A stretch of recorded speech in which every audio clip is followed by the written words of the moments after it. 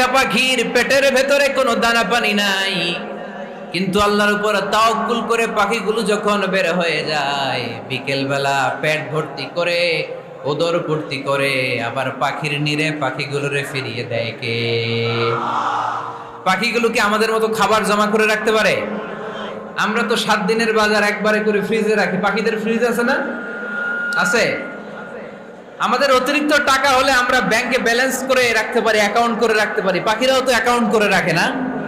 না, প্রতিদিন না খেয়ে বের হয়। কালকে ওই পাখিটা কি খাবে, কোন জায়গা থেকে তার রিজিকের ব্যবস্থা হবে আল্লাহ ছাড়া কেউ জানে। এটার নাম তাওয়াক্কুল।